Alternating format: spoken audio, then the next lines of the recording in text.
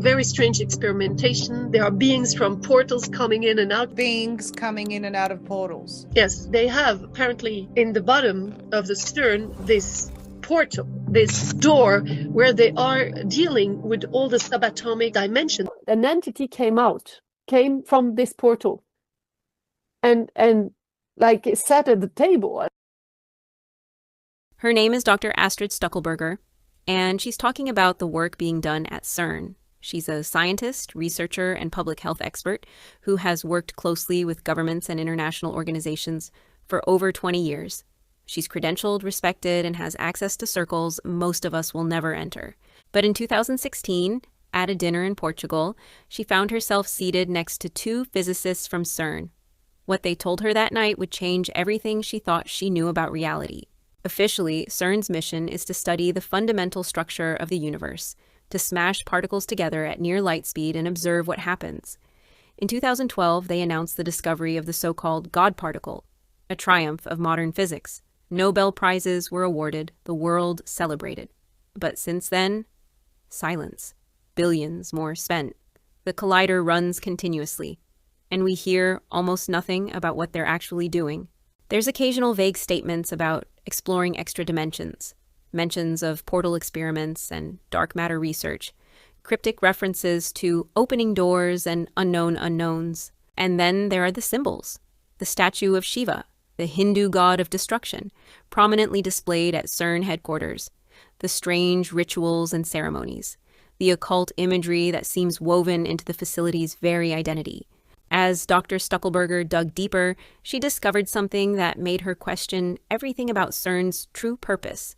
The name itself, CERN. The name comes from Cernunnos, the god of the deer, and the deer in Latin is Cernunnos. But it is an animal, beautiful, but it's an animal with horns, and that's their cult. Cernunnos, the Celtic horned god, the lord of the wild, associated with fertility, life, death, and the underworld. And the location isn't random either. CERN was deliberately built on the site of an ancient temple to Apollo, the Greek god of prophecy, truth, and light, but also plague and destruction.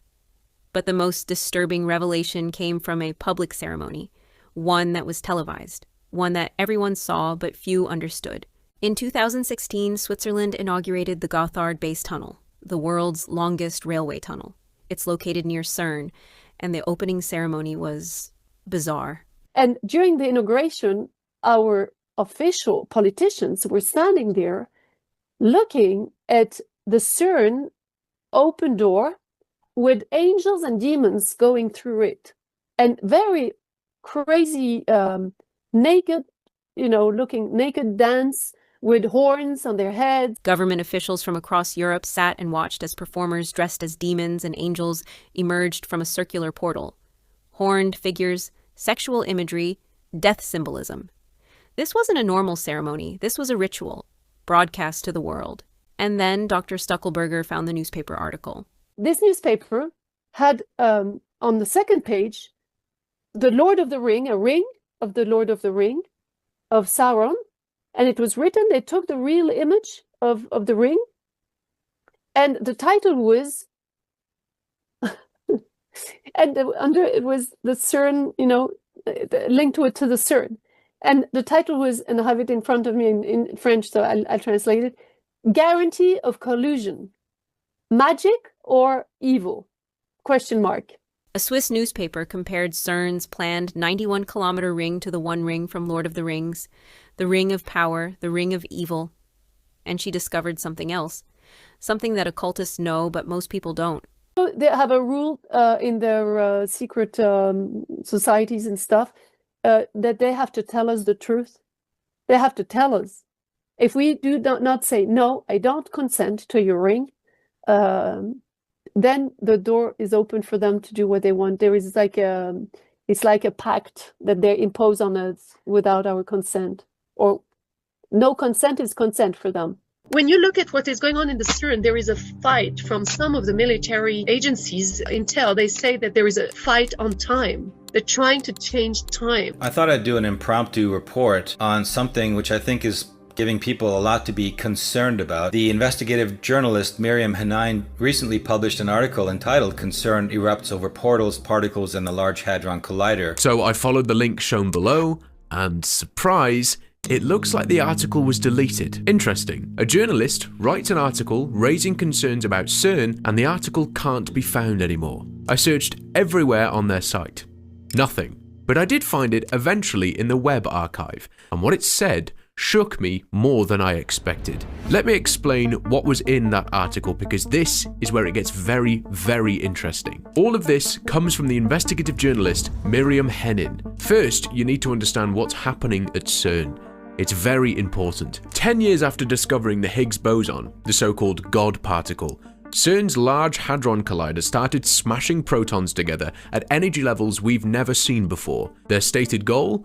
To reveal more secrets about how the universe works. Let's talk about what this machine actually is. The LHC is the world's largest and most powerful particle collider. It's a circular tunnel, nearly 17 miles long, buried 574 feet underground along the border between Switzerland and France. After a 3-year upgrade, it was fired back up in April 2022, and on July 5th of that year, it began a new experiment running 24/7. For the next 4 years, at a record energy of 13.6 trillion electron volts. That's slightly higher than its previous record. They'll collect data, then shut down again in 2026 for another 3-year upgrade, before starting up once more in 2029. The price tag so far? $9.2 billion. The process sounds like science fiction. They take 2 beams of protons, the particles in the nucleus of the atom, and shoot them in opposite directions around this 17-mile ring at almost the speed of light.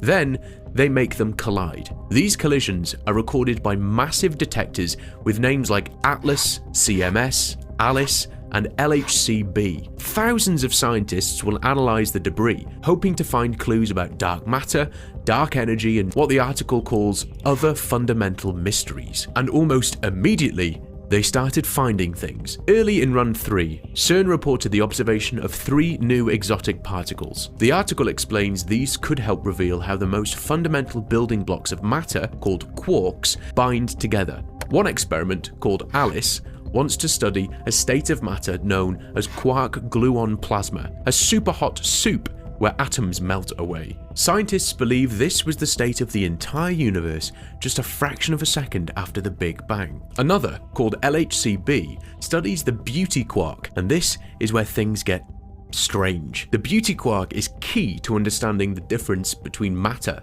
and antimatter, their opposite charged twin. When matter and antimatter touch, they annihilate each other in a flash of energy. The Big Bang should have created equal amounts of both, but it didn't. Our universe is made almost entirely of matter. That imbalance, as the article plainly states, has no explanation. We exist because of a cosmic typo that no one can explain. In 2018, CERN scientists figured out how to trap it and transport it from one facility to another. The amount they moved, according to the article, had an energy equivalent of about 20 Hiroshima atomic bombs. The research here is mind-bending. They're testing whether antimatter reacts to gravity the same way matter does. This is a fundamental question. If it doesn't, it would break one of Einstein's core principles. Recent results, the article notes, show that within strict boundaries, it does fall the same way, but the search continues. All this research leads to an even bigger idea, one that feels like it's taken from a sci-fi book. The article quotes a theory. Let me read that part directly from the article. Though it may sound like science fiction, if extra dimensions exist, they could explain why the universe is expanding faster than expected and why gravity is weaker than other forces of nature. The search for extra dimensions is not science fiction. It is a legitimate, active area of research in theoretical physics. CERN's stated mission is to search for evidence of them. But then, the article makes a pivot. After laying out this high-level science, it states, unfortunately, the public is not fully aware of the full potential of CERN as it relates to interdimensional communication. And from this point, the tone of this article shifts. It moves from reporting on science to examining symbols, rituals, and unanswered questions. So please, stay with me. It gets really interesting. It mentions CERN's logo. which some say contains the number 666. Founded in 1954 by 12 European countries, CERN later expanded to more than 20 member states. It is also where the World Wide Web was invented in 1989. Then, it describes an event in 2016. A ceremony for the opening of the Gotthard Tunnel in Switzerland. That ceremony was very weird. I won't go into details here to keep this video safe. You can look into it later if you're curious. The journalist directly connects this to CERN's activity. The last time CERN was turned up to full capacity, strange things happened around the world. The Earth's magnetosphere was affected, and an unexplained spiral was observed in Norway. Then it asks the question point blank: is there a possibility that CERN opened an interdimensional portal? What are they really looking for? To answer that, it brings in a voice from the other side, a researcher named Sophia Kay, whose brother is a quantum physicist who worked on the collider. She addresses concerns about CERN, telling, "This isn't an episode of Saturday morning cartoons. Sorry to disappoint anyone wanting to test the event horizon theory, but I think we're stuck here in this time zone for a little bit longer." She explains things in a simple way. Before the LHC was built, there were many theories about particles, but there was no method to test them outside of a computer simulation. It's very difficult to prove that certain particles actually exist. Our theories assume they do. Because of the LHC, scientists identified the top quark and the Higgs boson. These discoveries opened a new understanding of our cosmos. Particle acceleration allows us to test the fundamental nature of matter and reality. Sophia then addresses a common concern. She mentions Planck energy.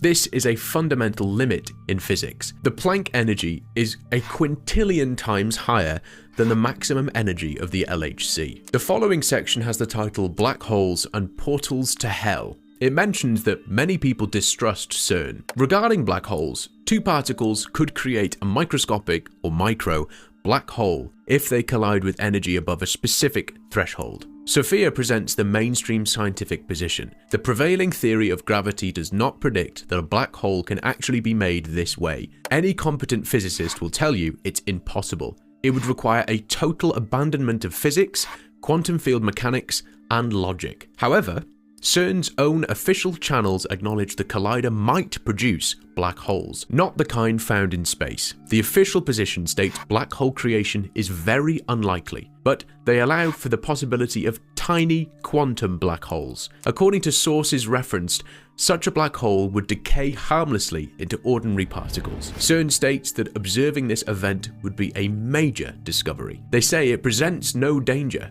and would be perfectly safe. The stated reasoning is clear. The creation of a black hole at the LHC would confirm theories that our universe is not four-dimensional, but indeed hosts other dimensions. This statement leads to subsequent questions. If dimensions exist beyond the four we experience, how do we know where these tiny black holes go? If they decay, where does that energy dissipate? CERN's man-made magnetic fields are 200,000 times stronger than Earth's natural magnetic field. This fact prompts another question. How could we be completely certain that there are no unintended effects? The article then presents research from Frank Jacob. Jacob is an award-winning filmmaker. He recently conducted a deep investigation into Project Looking Glass. His research proposes that CERN's goal extends beyond detecting extra dimensions. He claims they're actively attempting to penetrate through to the 11th dimension. Until now, the LHC has searched for mini black holes at energy levels below 5.3 tera-electron volts. A theory called gravity's rainbow suggests this energy is too low. The article quotes CERN scientist Mir Faisal. His model predicts black holes could form at energy levels of at least 9.5 tera-electron volt in 6 dimensions and 11.9 tera-electron volts in other configurations. The article notes the LHC's current run operates at 13.6 tera-electron volts. This energy is now above the energy threshold mentioned in the theoretical model. But what does this mean for our planet? Now it gets really interesting. In 2008, before the Large Hadron Collider was fully activated, a lawsuit was filed against CERN. The case argued that experiments at the collider could pose risks on a global scale, including the possibility of microscopic black holes. Around the same time, concerns were also raised in Europe from scientists and researchers. They submitted formal complaints, signed petitions, and publicly questioned whether the risks were being fully understood. These concerns were raised before the machine was switched on. The lawsuit was dismissed after the court ruled it had no jurisdiction over CERN. CERN does not operate under the laws of a single country. It was created by international treaty and is governed collectively by its member states. Because of this status, national courts do not automatically have authority over it. This is called limited jurisdiction. Legal oversight does not come from one court or one country. It is spread across international agreements and political coordination between states. Decisions are reviewed at a collective level rather than enforced by a single legal system. Think about that for a second. A machine built to push the boundaries of reality, operating beyond the reach of any national law. That alone raises questions. Who oversees this? Who is ultimately accountable? Many people have discussed the possibility of CERN opening black holes or portals. This idea has circulated for years. Sergio Bertolucci, who served as CERN's director for research and scientific computing, made an interesting statement in 2009. He said the LHC could discover things we cannot imagine. It could find an extra dimension. He described it as a door. He stated, "Out of this door might come something, or we might send something through it." He explained the door would open for an incredibly short time. The duration is 10 to the negative 26 seconds. This is an extremely small number. During that instant, scientists could look through the door. They could take something out, or they could send something in. Bertolucci concluded by saying the door would then close. We would return to our normal world. He called it a major leap in understanding nature. He said it had no practical use at that time. So, we have these elements. The public speculation about portals and black holes. An official statement from 2009 describing the collider as a functional door. Research into extra dimensions and quantum black holes. A legal system that cannot oversee the project. Now, the article moves into more disturbing details. It mentions a specific incident. It places it on July 13th, 2016. A man described as a CERN physicist, Dr. Edward Mantill, was found dead in his office. The reported cause of death was a self-inflicted gunshot wound.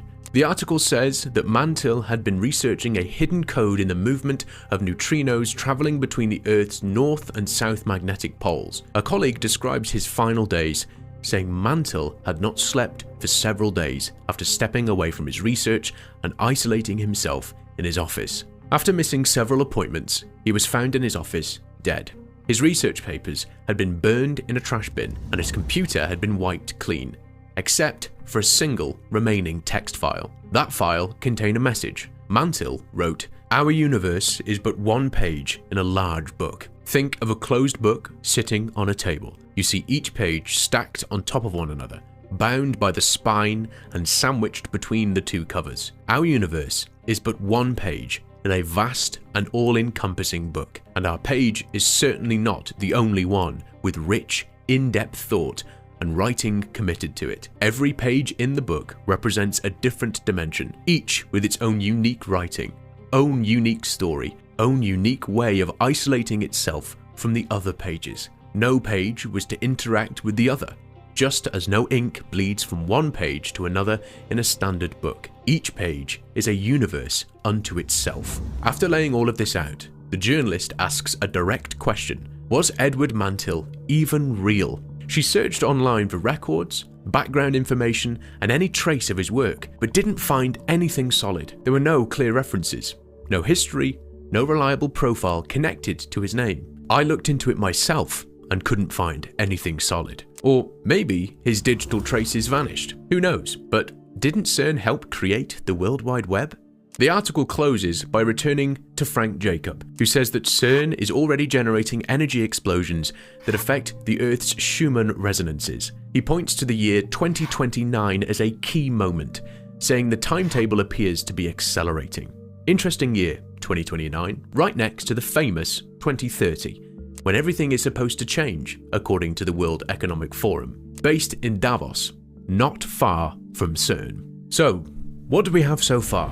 We have insiders talking about portals and entities and mentioning that CERN is trying to change the time. We have the Mandela effects, a lot of them. We have a growing feeling, reported by many people, that time feels different, like it's accelerating. We have a massive scientific project operating at unprecedented energy levels, exploring extra dimensions, quantum phenomena, and the deepest structure of reality. We have legal challenges that failed to stop it. We have limited oversight spread across international agreements. We have unexplained stories, unanswered questions, and one name that appears briefly and then almost disappears. And finally, we have increasing public curiosity. Enough curiosity that CERN itself felt the need to respond. On their official website, there's an entire section dedicated to answering questions from the public. A full Q&A section addressing many of the same concerns we've just talked about. Let me show it to you. The last one is quite interesting. The first one, is the Large Hadron Collider dangerous? CERN says the LHC is safe. Their argument is that the energies involved are lower than those produced naturally by cosmic rays, which have struck Earth and other celestial bodies for billions of years without observable damage. What happened with LHC in 2015, and what does CERN plan to do in the future? They say the LHC restarted in June 2015 at the energy of 13 tera-electron volts. Collision activity was gradually increased later that year, followed by a scheduled technical stop. After a successful run in 2016, the collider resumed operations in 2017, entering a new data-taking phase. Future plans involve increasing beam intensity to produce more collisions and expand understanding of fundamental physics. Why is the Higgs boson referred to as the God particle? The explanation given is that the Higgs boson is a central part of the Standard Model and was observed only after the LHC became operational, decades after it was first proposed. The term God particle was coined by Leon Lederman in a 1993 popular science book as a publishing choice, not a scientific claim, and is generally disliked by physicists. Is CERN's aim to prove that God does not exist? They say no, and that their mission is scientific, not philosophical or theological. It describes itself as a multicultural collaboration focused on studying the fundamental structure of matter for the benefit of humanity. Why does CERN have a statue of Shiva? It is said that the statue is a diplomatic gift from India, symbolizing a metaphor between the cosmic dance in Hindu tradition and the movement of subatomic particles. It is presented as one of many artworks on site. What are the shapes in the CERN logo? Official explanations describe the logo as representing particle accelerators and beam lines. The design dates back to 1968 and reflects schematic elements of accelerator physics. You can see the original logo here. Will CERN open a door to another dimension? They say it won't. While some theories involve extra dimensions, experiments are described as tools that test theoretical models rather than creating physical openings. What did Stephen Hawking say about Higgs potentially destroying the universe? It is clarified that Hawking was not discussing the work being done at the LHC. The LHC is described as observing nature at a fundamental level without influencing it. Measurements of the Higgs boson suggest the universe exists in a long-term, quasi-stable state, far exceeding any imaginable timescale. Can the LHC have an influence on weather patterns and natural phenomena? The response given is that it cannot. The electromagnetic fields generated by the LHC are contained within the magnets and are comparable to those used in medical imaging devices. Will CERN generate a black hole? The explanation provided is that the LHC will not create black holes in the cosmological sense. Some theories predict the possibility of microscopic quantum effects, which are described as harmless and scientifically valuable. I saw a video of a strange ritual at CERN. Is it real? They state, no. This video, from summer 2016, was a work of fiction showing a contrived scene. CERN does not condone this kind of action, which breaches CERN's professional guidelines. Those involved were identified and appropriate measures taken. Interesting year. Wasn't 2016 the year that tunnel in Switzerland officially opened? What are they really doing down there? What have they found? And why does the largest scientific experiment in human history feel like it's shrouded in mystery? Dr. Stuckelberger wanted answers, and in 2016, she got more than she bargained for. During this time, she was in Portugal attending a dinner hosted by a colleague. She's seated at a table with two physicists, one from CERN in Geneva, one from CERN in Portugal. And I sat at their table and I was like so happy not to be in a boring table. She decides to ask them the questions that have been nagging at her. Her first question is simple. How many dimensions are you working with at CERN? I said, so how many dimensions officially are living in the CERN? And they both said 17, very affirmatively. When she asks for documentation for proof, they tell her they don't have any. They just know it's 17. They work there, but they can't prove it. But then she presses further. She wants to know if anything has ever come through from another dimension, if they have any evidence, any proof. And they said, well, yes, there is something. And then they started talking about the CERN portal. There's a portal for the LHC. There's a door, a round door, like in the Stargate. So in front of the door, they have a room. They probably have many doors, but they have a room, and they sit around the table. And I said, so yeah, what happened? He said, well, an entity came from this portal, and like it sat at the table. She asks what it looked like. Was it human? Was it alien? What color was it? They can't answer. They don't know. The information is secondhand and they can't describe it. But there's one detail they can confirm. One piece of physical evidence. And they said that this entity, the second time, took a scarf and left a scarf. I said, what type of scarf in it? They don't know. They're not into the detail. They were really into the event and not the detail. And this entity left again. Former director of research at CERN, Sergio Bertolucci, made a statement. Who says, out of this door might come something, or we might send something through it. But that even with the power of the LHC at his disposal, he would only be able to hold it open a very tiny lapse of time, 10 to 26 seconds. But during that infinitesimal amount of time, we would be able to peer into this open door, either by getting something out of it or sending something into it. 10 to the minus 26 seconds. An incomprehensibly brief moment. But Bertolucci says that's enough time to peer into the open door, to get something out, or send something in. And then he adds, of course there would be no risk to the stability of our world. No risk, they promise.